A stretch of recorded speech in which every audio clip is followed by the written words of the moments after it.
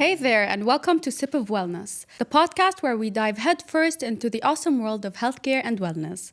Stick around as we chat about all sorts of things, one sip at a time, uncovering the essential details that shape our life both mentally, physically, and emotionally.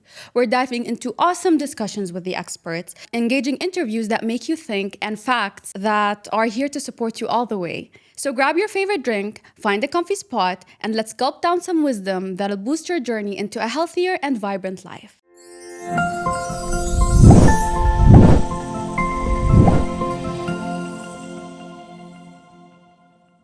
Today I'm joined by none other than the amazing Julie Higgins. Julie is a distinguished midwife. She's a registered midwife with over 15 years of experience in all sorts of midwifery. She's also a mother to 5 children.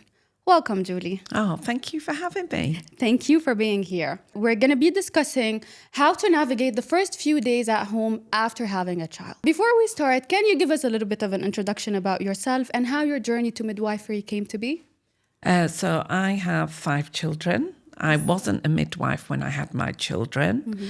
I decided to train as a midwife after I had my children. Okay. I've always had a passion for wanting to help women and being kind to women and making sure they get the best possible care and also to advocate for women. So a lot of women want certain things in childbirth and honestly, it's their story. Okay. So I really, really feel that they should have the things they want. And if I can help with that, that's what my vocation is. Amazing. So your journey started a bit later in your life, not from the start. Yes. I didn't train to be a midwife till I was 44. Okay. And I didn't qualify till I was 48. I worked in maternity care before I was 44. So I started at the bottom and worked my way to the top. Made it to the top. So every aspect. I also worked for a company called Sure Start for a while. And that's all about women's well-being and women engaging in services and getting the best help and care they can. That's so empowering. I'm sure along the way in your journey, you've had a lot of magical moments and magical childbirth moments. Has there been any one particular moment that stuck in your mind? I do love it when somebody has had, they come to me and they've not really had the best experiences in previous childbirth. I had a lady come to me not so long ago and she'd had 2 horrible births. It was just awful. And she wanted this one to be different. It was her last child and she wanted to have a complete different experience. And I managed to facilitate that. I even delivered the baby. And that is just magical. The other things are when people have had a previous C-section and they want a vaginal birth. And if you make that happen, you know, it's just such a lovely feeling. And that's what I enjoy. It's just making sure that I can facilitate what the women want. Sometimes it doesn't go to plan. Definitely. But people have a plan. And even if it doesn't go to plan, you can facilitate most of the plan and that makes such a difference. And always to be there for them so they've got somebody to talk to and they don't go to Google. Yeah, this is actually one interesting topic because most of the parents, new parents, they base all of their knowledge on books and Google. What do you say to these parents who are always online, always searching for... I just give them my telephone number. And just say, I can be your Google for the whole 9 months because they can WhatsApp me anytime with any questions. Because it could be very confusing sometimes when you have access to all of the information on the internet. It can be very contradicting most of the times, like you're reading from different sources and it can be overwhelming for the parents. The problem is with Google, it's not policed. So some of the information that you're gathering is not correct. Anybody can put anything on Google. You've got to have evidence-based information. You've got to have the right information. Even the textbooks, if they're written from England and it's an English author, they may not know how things work in the UAE. True. So you have got a discrepancy there. I remember when I lived in Spain with my older children, there was a lady there that had a baby, and the baby got quite sick. Okay. And we were all trying to work out why this baby was sick. And I went round there one day. I mean, I was a mum, just helping a mum. I wasn't a midwife.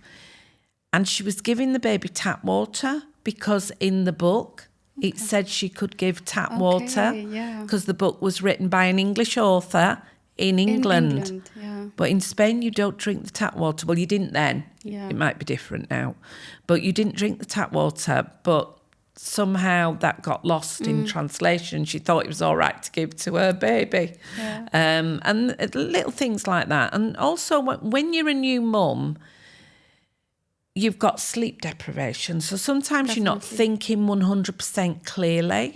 I mean, she was mortified when, I said to her, are you giving her that water out the tap? She went, oh, that's what it says in the book. So it's just, you're tired when you've got a new baby. So a lot of things make sense that probably wouldn't make sense if you weren't so tired. Yeah. For these mothers, usually because it's a bit hard to have a balance, because before delivery, you had everything for yourself. You were sharing your body with another person. But after childbirth, that's another journey. So usually mothers struggle to have a sense of balance between their own rest and the baby's rest. I think they do not comprehend how tired they're going to be. And when people have had their first baby, it's a bit scary. You're now responsible for a little human being. And even though you knew you were pregnant, no way, you don't know at the end of it you're going to get a baby. You do know, but you don't know until the baby's there. And that's a shock. Because you look at this baby and you are responsible for this baby. The woman is the main carer for the baby. Overwhelming responsibility, which sometimes don't turn into love to begin with. Plus, you've just gone through labour, or you've had an operation, you've had a C-section, or you've gone through labour and then had a C-section. And you're tired. Normally, labours with your first baby are long. Even before the labour, you've probably had a month where you haven't slept properly. And then you've got a baby that you really do not know how to look after. It doesn't come with a instruction book. Manual, Okay? And it's just a mixture of emotions. And even when the baby sleeps, you will not sleep because the babies don't sleep quietly. And whatever noise that baby makes, you're on alert. I always say to all new parents, you are honestly not going to sleep for the first 3 weeks of that baby's life. Then you get to know your baby and you grow together and you get to know that, it's fine. When I put it to bed, it is going to wake up in the morning. It's a journey, but it is a very, very tough journey that each day just gets a bit better.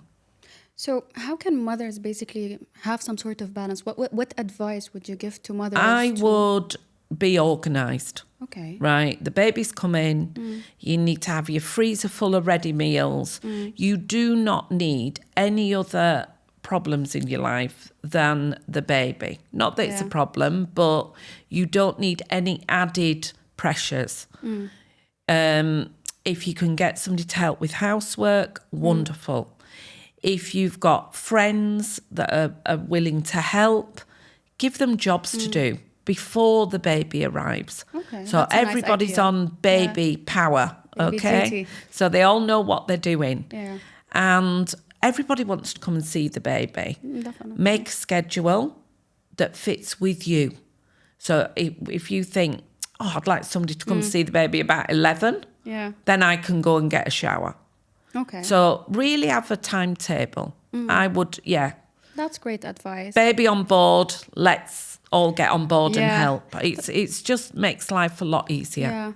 Be organized in the things that you can be organized about. That's it. Yeah. Okay. Because you just need to concentrate on the other things. Especially if you're breastfeeding, because the breastfeeding can be an all day, all night affair.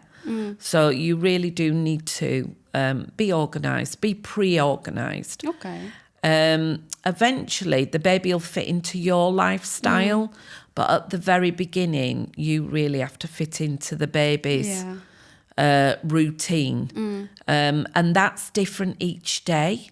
Okay. So you don't really establish a routine until after 3 weeks. Okay. Before that, it's a bit up and down. You'll have really good days where you think, I've got this, we're good to go. And then you'll have really bad days. One thing I'd advise parents is if the baby has a bad night, you still need to stick to the daytime routine. Okay. Not think, oh, the baby didn't sleep very well last night, so we'll just leave it to sleep longer during the day. Because then you're going to have another bad night. Okay. So stick to the plan during the day. Okay. And the plan during the day should be feed every 2 hours religiously. Okay. That's the For plan how during long? the day. Well, if you're breastfeeding, it can be 20 to 40 minutes. If you're bottle feeding, however long the baby takes to take the bottle. For how long of a baby's age, I mean? The baby then will sort out its own routine. Okay. But if you're strict during the day, it normally establishes a routine a lot quicker. Okay. And what does a baby's sleep schedule look like? Like, what is the normal sleep schedule for a baby? All babies are unique. Okay. So you don't have a sleep schedule.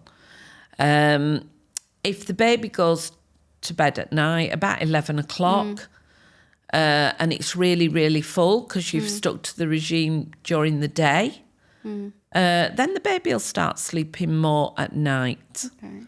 Then that can change when they have a growing spurt, then they want to feed all the time. Okay. You do not even think about putting the baby into some kind of routine till it's about 2 weeks old. Okay. It really doesn't need to be feeding, sleeping, feeding, sleeping. People watch films, the baby feeds, you put the baby down, it I was sleeps. going to ask about Yeah, this, it doesn't work like that. Okay. You feed the baby, then the baby might be a bit sick, so you change the baby, then you change the nappy, then the baby decides it doesn't want to go to sleep. Yeah. Or it might have a bit of wind, or it might want to just lay with mummy. Then before you know it, it's time for the next feed. So it is quite a challenging circle. This is in the first 20 days or so? Or The first 3 weeks is challenging. So after 3 weeks, what from your expertise, like how would the ideal or the most... Normally after 3 weeks, if you stick to the daytime routine, the baby will go down about 11, wake up once, about 3-ish, and then go back down.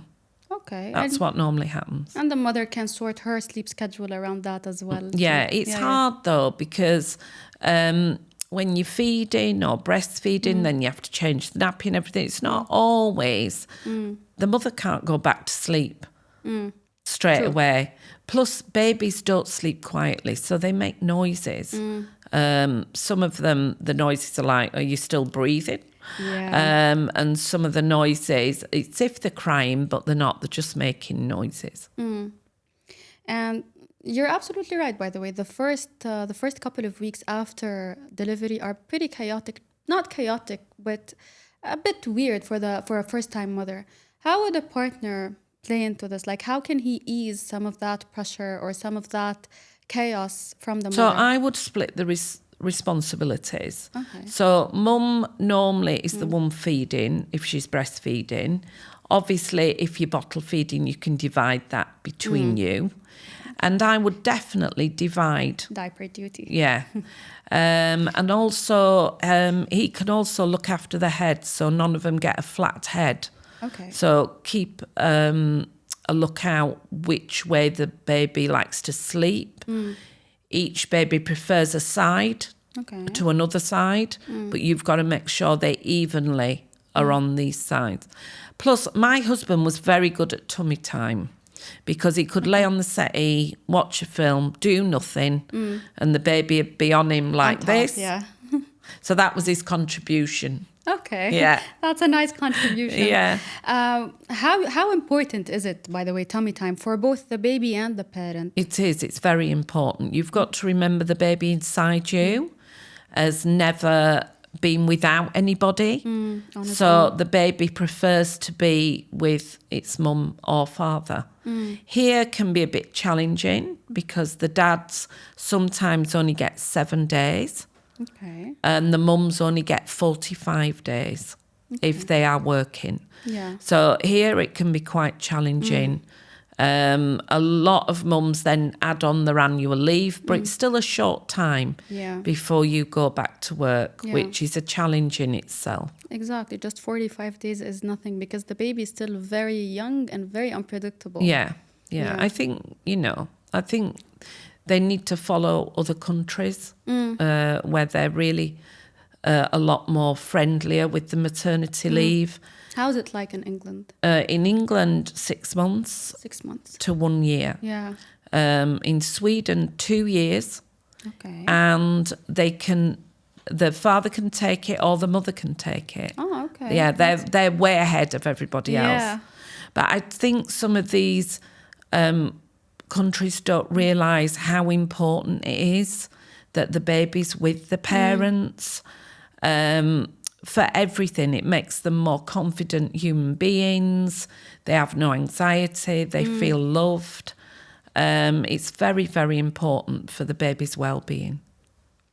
Well, I wish we follow into these footsteps. I think they will Yeah. eventually. Hopefully, Yeah. definitely. I think here, because a lot of people have nannies and maids, True. I think that's why they don't put as much emphasis on it.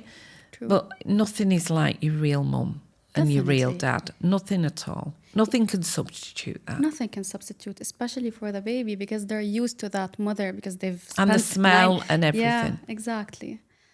One other topic usually for expecting first-time mommies who are still anticipating that delivery, they usually come to the delivery time with a lot of anxiety.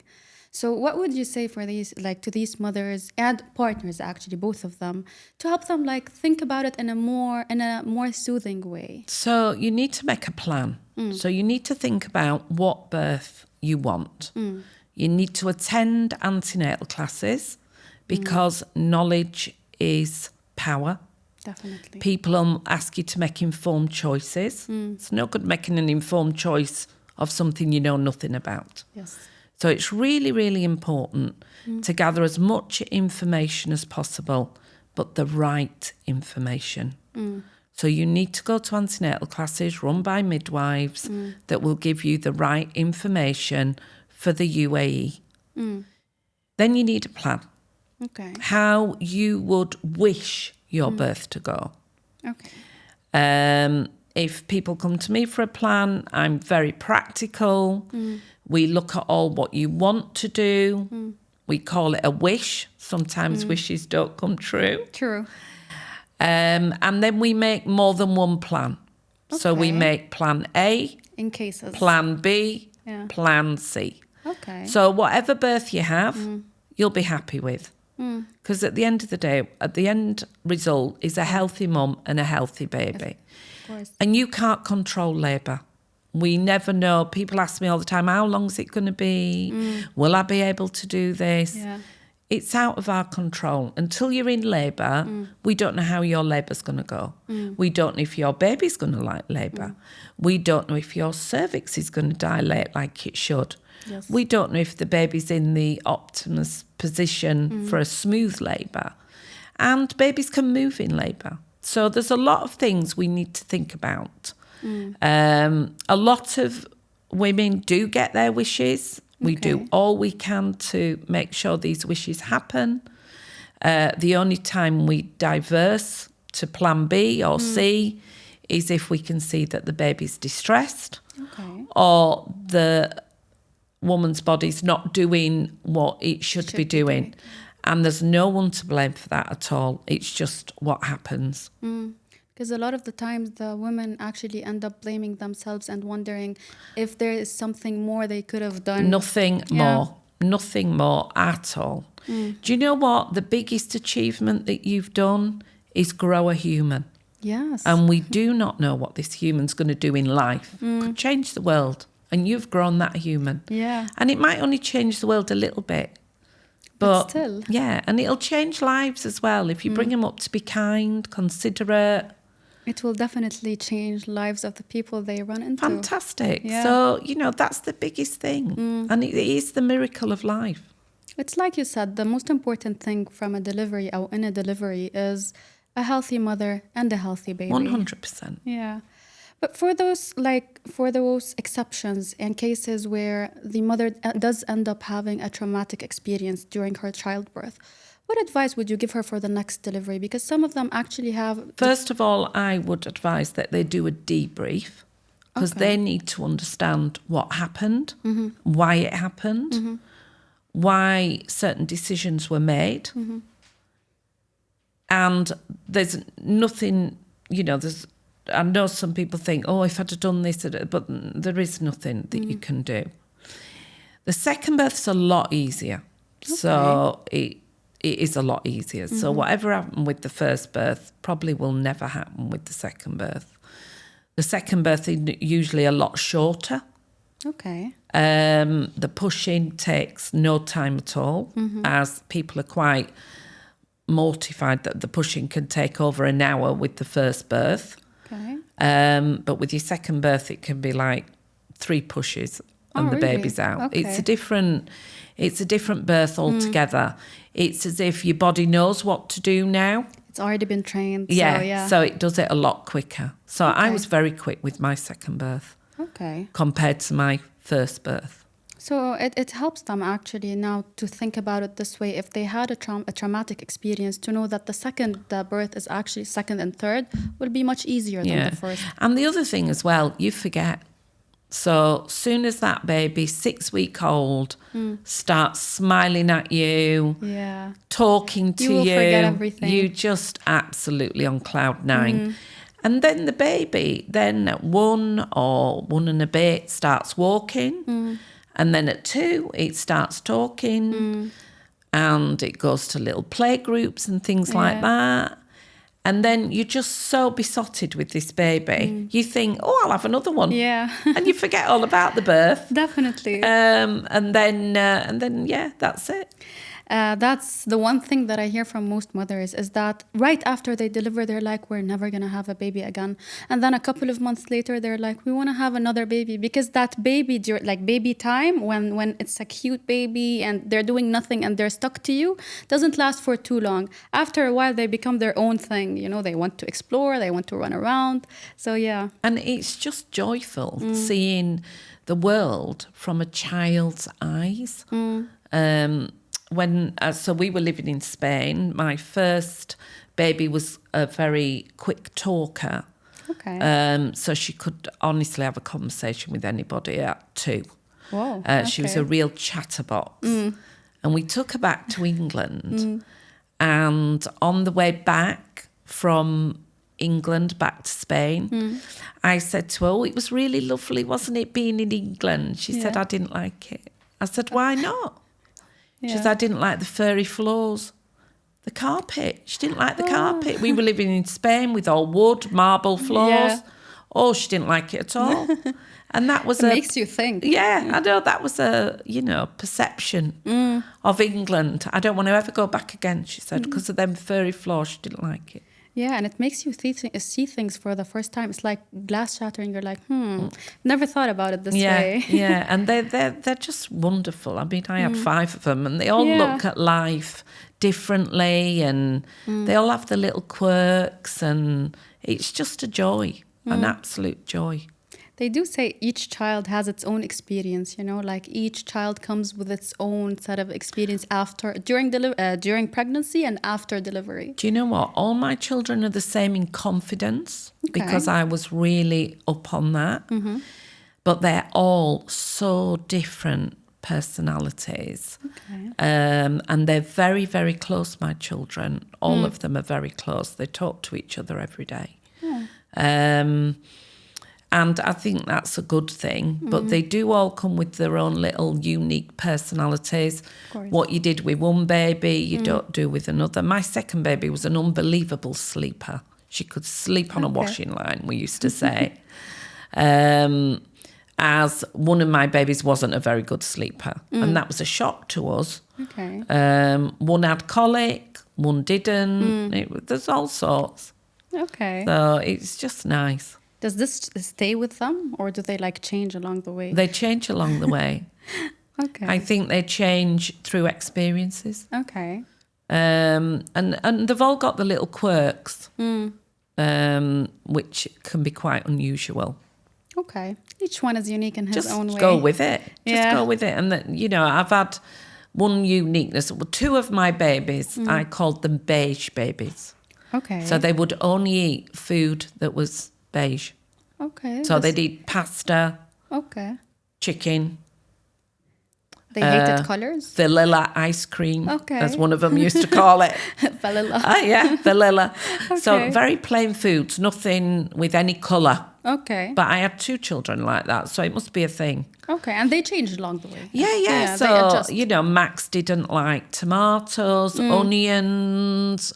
Oh, he didn't like anything. Okay. And sometimes they don't like stuff, but then they like stuff that's got it in it, but they don't mind it in that form. Yeah. So he didn't like bolognese to have Okay. with your pasta, but he'd eat pizza.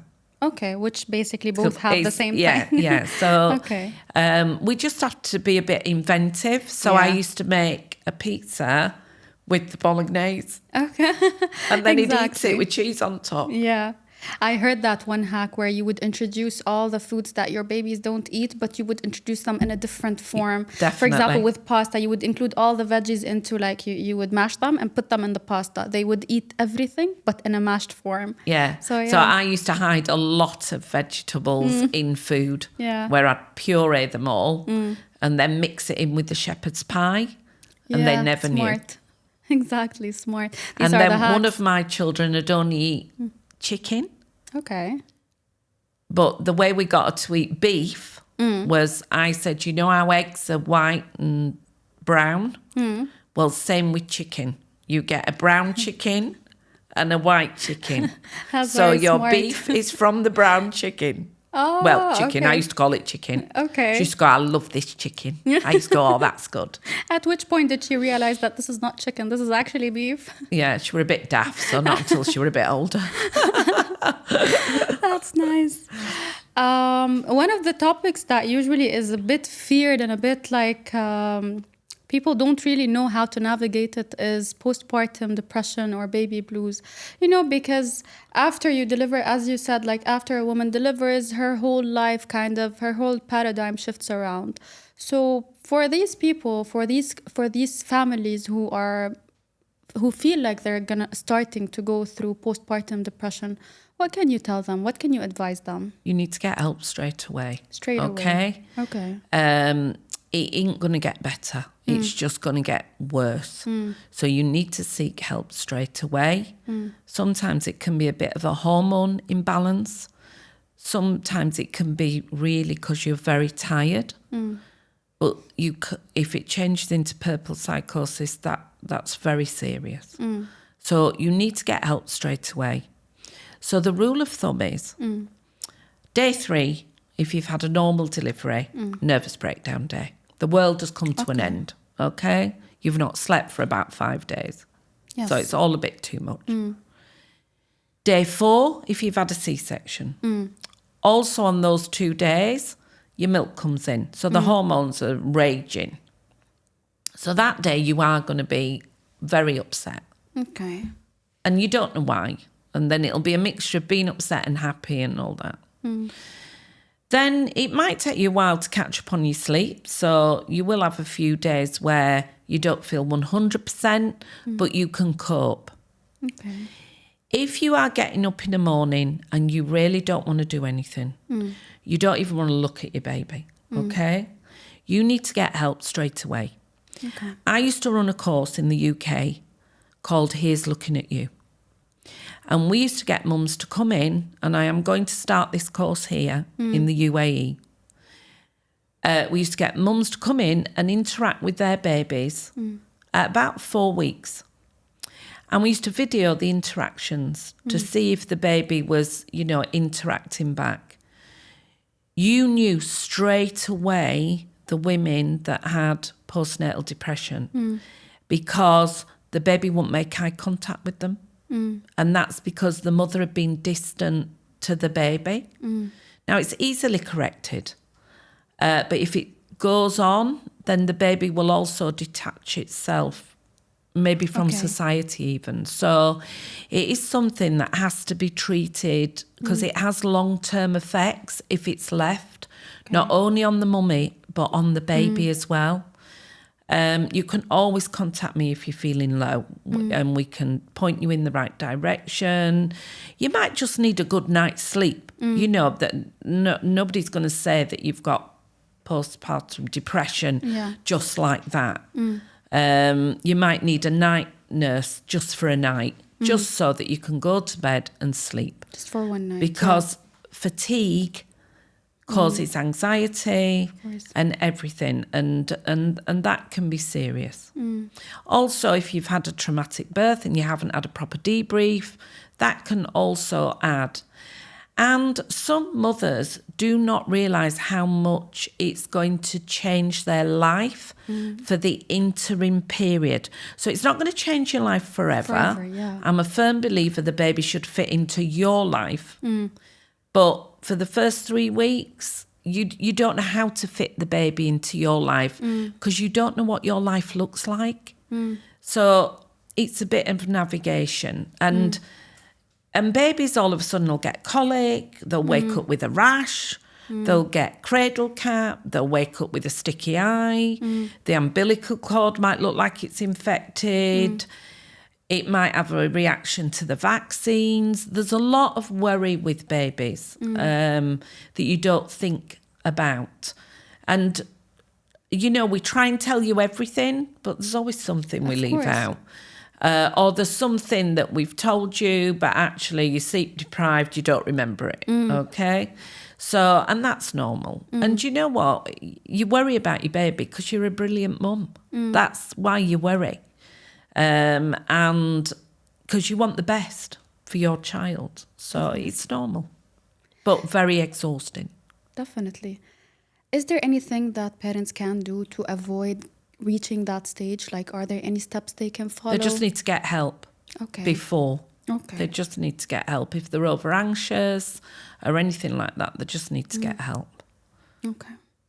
It's really, really important. And then another plan can be put in place that just to sort it out for a few days. The father sometimes can just say, right, you're going to bed for the night. I'm on night duty. And that can just make all the difference. Another topic that usually is very recurring and very asked about from my experience, like with everyone around me, is, and a bit challenging, is cord care. So usually when they're not used, like women are not used to having part of the cord kind of outside of the body, they don't know what to do with it exactly. So they're a bit like, you know, anxious about it. So how does it usually look like, cord care? So you just wipe round the cord every day, and it's wipe and bin, wipe and bin. It does look a bit gross because it's dying. So, and there can be a bit of a smell to it. Also, when the cord falls off, it can look like a scabby scab. Wound. Just clean it, put some Sudocrem on it, it'll be fine. If you feel that there is a problem, you can always send a picture to me. We will give my number out at the end. If it really does look red and inflamed, and if it's hot to touch, it means it's infected and you need to go and see your paediatrician or go to emergency because it is an open wound and it is a channel for infection. But what you just need to do is wipe round it. Wipe and wipe and throw.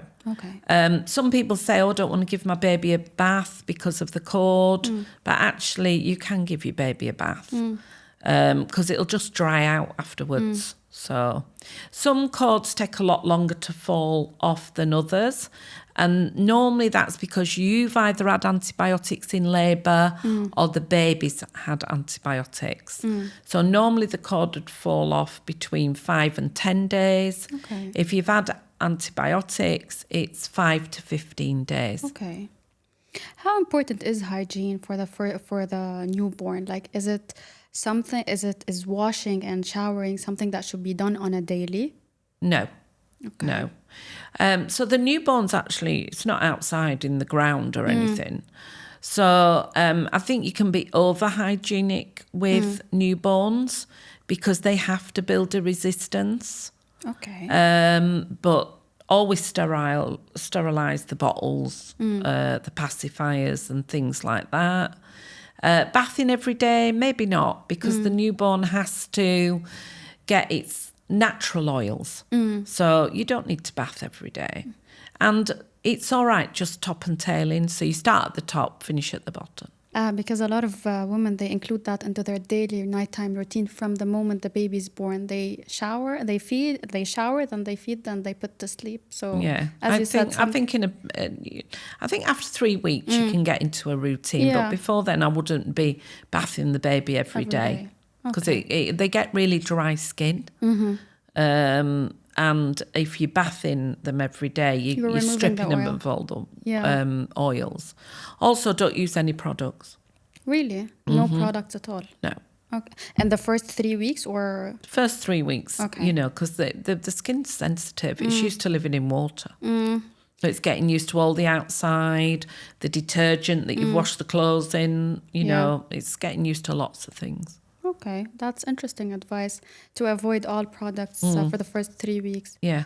What advice would you give to women who just started breastfeeding? Because this is also a topic that is usually you have people who want to breastfeed and are excited to breastfeed, and people who are just so scared about the idea of breastfeeding. I'm baby friendly, so I don't mind however you feed your baby, as long as you feed your baby. The baby needs food. Breastfeeding can be challenging, getting the right latch. It can be uncomfortable for the first 3 weeks. But if you do 3 weeks of breastfeeding, after 3 weeks, all the discomfort goes away. It becomes very easy. But the 3 weeks, it's up and down. You'll have good days, bad days, good nights, bad nights. Sometimes the babies want to feed 24/7, which is not feasible. And that's when they're using you for comfort. Okay. So try and stick to some routine with the breastfeeding. Otherwise, you'll just be breastfeeding 24/7. Yes. Your nipples will get sore. It's not that you're doing it wrong. It's just that nobody's sucked on your nipple for that length of time before. Yeah. I always say it's like getting a pair of new shoes that are a bit tight for you. Yeah. It's the same thing. You're going to get a few blisters, a few cracked nipples, but each day it'll just improve. Get better. Okay. And how can women overcome some of the challenges of that are associated with breastfeeding? I think here there's hardly no challenges. Everybody seems you can go out and breastfeed. Everybody's got those things that cover discreet. So I don't think there's a lot of challenges. I mean, it's good to see a lactation consultant. Good to get the right advice, especially with expressing and things like that. And you feed your baby however you want to. If you find if you want to exclusively breastfeed, there's lots of help out there to help you achieve that. If you want to mix feed, there's also help. If you see a lactation consultant, it's about feeding the baby. So we just want a happy baby. A full baby's a happy baby. When should you seek help in case something is going wrong? And anything that you feel, if you feel that it isn't going quite right. So a lot of mothers say, I haven't got enough milk. But how you know that things are going right is that your baby will have lots of wet and dirty nappies. Okay. If your baby's having a lot of wet and dirty nappies, then you know everything's okay. Is there anything a woman can do to increase milk production? Just feed more. Okay. That's how they increase milk production Okay. or express, but don't over express. Okay. You mentioned earlier about one of your patients who had like a second and third pregnancy, and she was a bit concerned. For those women who already have, they're not new mommies, they already have kids. How would you advise them to introduce that baby into that dynamic of the other child, to avoid any... So the most important person in the relationship, so 3 have become 4, the most important person is that older child. Okay? Baby has to come with a gift, and it has to be a big gift. It's not about the cost, it's about the size. And then nothing in that older child's life has to change for the first 3 weeks. After 3 weeks, the older child will always think it had a brother or sister. Okay. So it can change in the sense, so say mummy normally takes the older child swimming. So somebody else can take the child swimming. It doesn't have to be the mum. But nothing in their routine has to change, and you must never tell the older child off for anything it does to the baby. So even if the older child's a bit rough, you mustn't tell the older child off, because the older child will remember that. It'll think to itself, before you came along, I didn't get told off. Yeah. You're here, now I'm in trouble. And it scars them for life. They'll never have a good relationship with their siblings. So my second daughter, there was quite a close, they were close, her and my son. So he was the new baby, came home. She was little still. She was about 18 months, 15 months old. Oh, she was fascinated with his eyes. Okay. Every time he opened his eyes, she poked him in the eye. Eye. So we didn't tell her off. We just diverted her, and then we played this game with her where we did mouth, nose, eye. Mouth, nose, eye. So then when she went anywhere near him, she did mouth first. Well, it didn't matter if she poked him in the mouth. That's okay. But the eye was an issue. And then we distract her before she got to the eye. So we would say, oh, do you want, do you want a chocolate bar? Anticipate. Yeah. Oh, look, there's a birdie outside. Anything. So she didn't do that. But we never told her off. Okay. And you also get with siblings as well, the older siblings. Maybe they want to show the baby a car. I mean, the car's heavy. And then accidentally hits the baby over the head with the car because they've got no spatial awareness either, especially if they're young. Again, we don't tell them off. We can say be gentle, oh, lovely baby, but don't tell them off. Plus, get them doing something. So they need a job. So the job can be that they bring the nappies to you or the wet wipes. Give them something to do. To involve them into the care of the child. 100%. And also tell them what a wonderful big sister or brother they are. They are the best. Okay. It's positive reinforcement. Yeah, it will go into their mind. No negative reinforcement. And always tell them how lucky the baby is to have them. Because honestly, the baby doesn't mind, Yeah, of course. So that's what you need to do. And they'll always be friends. They'll be best friends. That's nice. That's speaking also from experience. Yeah, definitely. All my kids get on really, really well. What can you do, like as a mother, as a new mother, what can you do to increase bonding activities with your newborn, aside from the other siblings, like with your newborn, to increase that bonding with them and for them with you? So you need to spend time when the other siblings are in bed, basically. That's your time with the baby. I know it's exhausting, but it's just the way it is when you've got other siblings. It's always going to be harder with 2 than it was with 1. Plus, when you have your second baby, you forget how small the first baby was. Yeah. And that's a big shock because the baby's a lot bigger, a lot smaller than the sibling. And you forget how small the sibling was. At some point, yeah. Skin-to-skin contact. It's something that has come recently that has been talked about a lot, like have a lot of skin-to-skin contact. Is this something that is purely like during delivery, or also does it have to stay afterwards? Yeah, you should have skin to skin. The baby's used to your smells and everything. The baby feeds better when you skin to skin before you breastfeed. Yeah, it's the way to go. Does it have a positive effect on the mother as well, or Yeah, just on the baby? 100%. All the happy hormones, because you love your baby. So, Julie, recently there have been many different forms of deliveries and types of deliveries. We have water birth, we have C-section, and we have, of course, vaginal births. Is there something that is more favored than the other? Because I know like most women fear C-sections when it's actually not something to be afraid of. I think in this region it's 50-50. You know, I mean, honestly, I don't mind how you want to birth your baby. That's your body, your choices. As long as, you know, it's safe, it's fine. Okay. And it really is 50-50. 50% of women want a vaginal birth, 50% women want a C-section.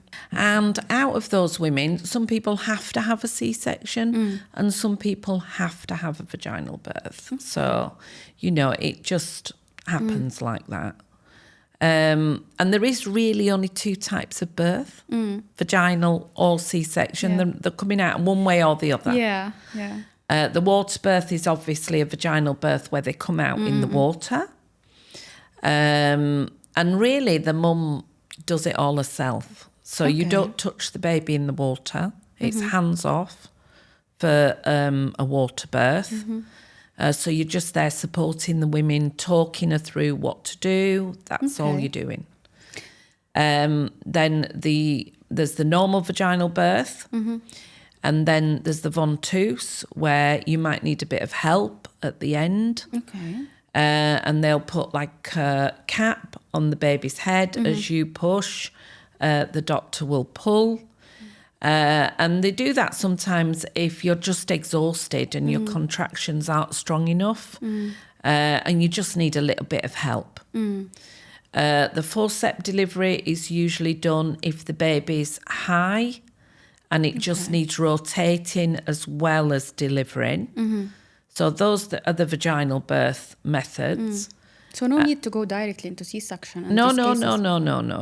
They don't do C-section unless it's needed. And so the reasons why you'd go to C-section, if the baby was getting stressed in labour, if you were 2 centimetres dilated at 10 o'clock and then at 4 o'clock in the afternoon, you're still 2 centimetres dilated, we'd consider, because your body can only do so much. Of course. The other reason is if you hyperstimulate. So sometimes when you start contracting, you contract 1 in 10 minutes, then 2 in 10 minutes, then 3 in 10 minutes, then 4 in 10 minutes, then 5 in 10 minutes.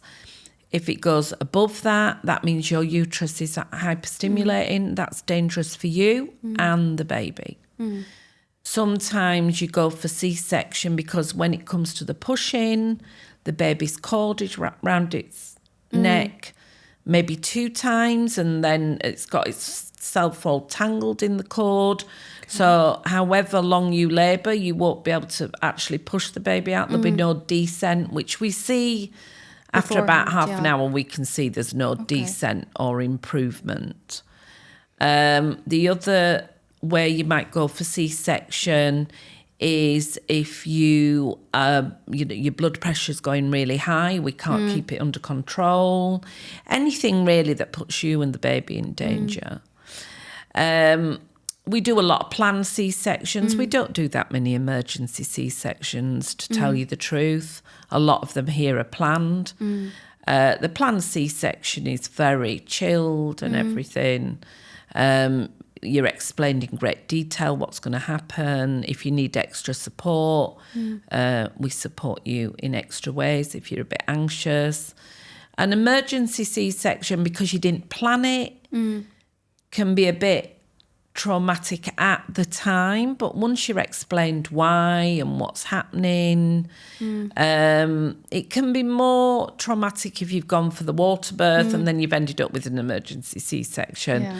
Because the water birth's all calm, we've got the fairy lights, the music on, and then all of a sudden we've ended up in a theatre with 10 people and bright lights and everything. So, but we just don't know how it's going to go.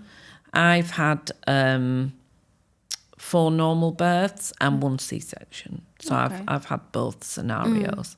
Okay. I didn't have a water birth. It wasn't a thing when I was... But with one of my children, I did want a water birth. But actually, when I put my toe in the pool, it was too hot and I didn't want to get in the pool. I was always hot when I was pregnant, always felt like I had a bit of a fever. I didn't, but I did feel like I had. I didn't actually think the water would be that hot. And so, I didn't want to get in it, basically. I can't imagine delivering and the water is this hot. Like, No, it's like a hot bath. I mean, it's really soothing for the pain. It should be relaxing. Yeah. But no, I just thought I'm going to get too hot and then I'm going to faint. That's what I thought at the time. Is this why it's a thing? Like, is this why it's a trend? Because the water kind of like helps you relax your muscles, or is there any other like benefit to it? It's very peaceful birth, so it's and the woman's in control. Normally they use the water and the gas and air, so they use 2 things. And I mean, it's beautiful. A water birth is beautiful, but more achievable with your second child than with your first. So we can't predict how people are going to labour. I always say, go for what you want, whether it's your first, second or third. With your first, the odds are against you, but it is achievable. And mainly because how long the labour goes on for. Yeah, that's what I heard. And then some people think they want a water birth, and then when it comes to it, they just go, no, I don't want one of them now. And that's fine. Okay. And then some people haven't even planned for a water birth. And when they go into labour, they think, oh, yeah, I'll have a water birth now. And their plans change. But we just go with it, whatever you want to do, as long as it's safe. As much as they can plan, like eventually they will follow their instinct on the spot. Definitely. Yeah. And I'm a firm believer people should choose their own position to deliver in. Definitely. I think all women get themselves into a certain position, and I just think you should leave them in that position and let them deliver like that. So it's a good way of doing it. And normally women get into the position that suits them and their body. It's an instinct, it's a primal instinct, but it's the way to go. Because you have the one that is on the back, the ones that looks kind of like a squat. Yeah. And sideways. Yeah. There are different, all fours. Yes, exactly. And then like leant over the bed. There's all different positions. And they all do not affect the birthing process in any way. No. I mean, sometimes somebody will be in a position and things aren't moving like you think they should. Then you'd ask them to change the position. Okay. Just to see if it's better in a different position. Okay. Thank you so much for your answers, Julie. We've benefited a lot from your experience and expertise in this field. Thank you very much for having me. Thank you so much for being here. For everyone that would like to speak to Julie, she's available in King's College Hospital, or you can contact her through Instagram at IG Midwife. Or you can have my phone number, of course, which is 058 590 4943. This concludes our exciting session with Miss Julie. Thank you, Julie Higgins, for being with us. Don't forget to put your thumbs up and subscribe to our podcast. We will have exciting interviews every week with the leading experts in healthcare and wellness.